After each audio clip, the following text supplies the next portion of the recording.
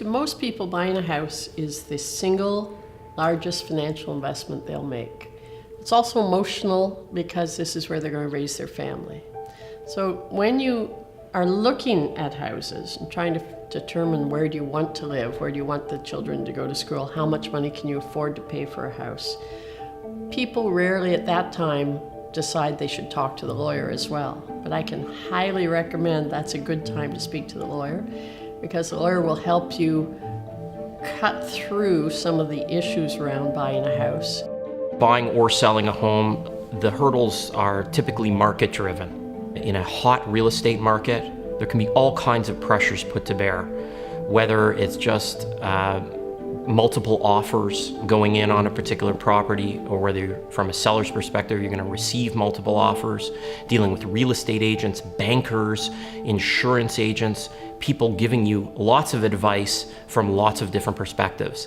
Sifting and sorting that advice is always a difficult task. Once you find the house of your dreams and you want to buy it, you're engaged in a process of negotiation that results in a fairly complex legal contract. You won't be told it's a complex legal contract, you'll be told you're offering to buy a house.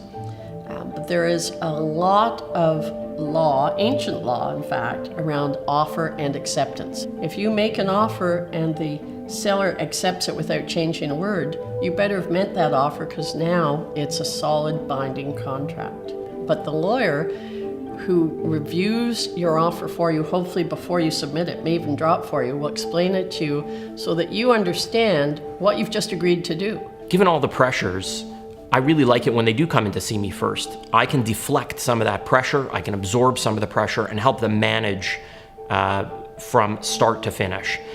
I can also tailor the agreement of purchase and sale to protect the client's rights, whether it's buyer side or seller side.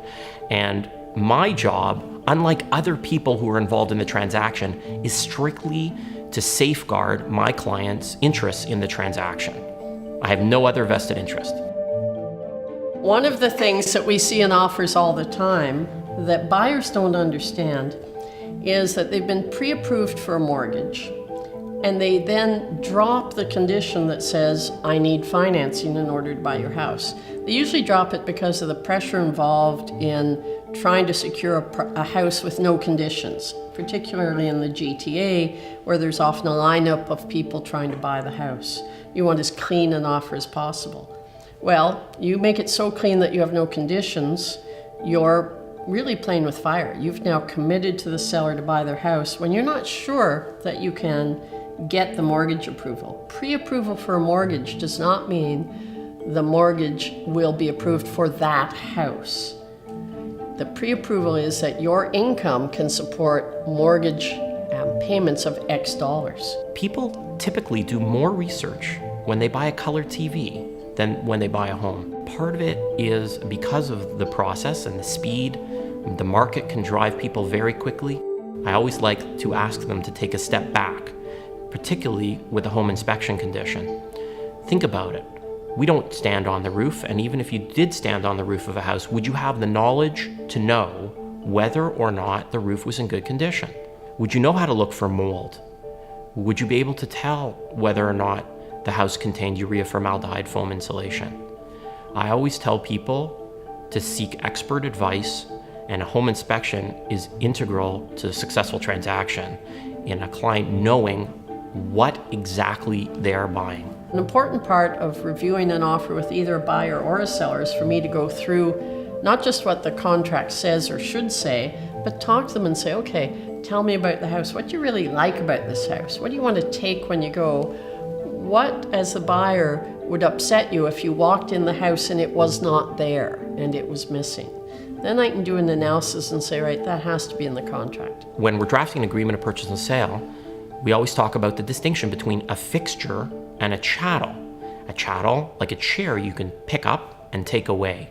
A fixture is something you can't, such as wall-to-wall carpeting or an air conditioner or a furnace. Having a complete list in the agreement of purchase and sale ensures that the client on the day of closing is going to walk into their home and find all of the things they expect to find. A good example is simply appliances. Fridge, stove, washer, and dryer are chattels. If they're not included in a specific list, the vendor has the right to take them away, and the purchaser will have dirty socks and dirty laundry until the new ones can be delivered. But financially, the impact can go far beyond that. Unfortunately, people are a little afraid of lawyers. I've never been sure why, but we really try to be helpful. We know a lot about buying and selling a home. We do hundreds of them a year, whereas you will probably buy or sell a home every decade.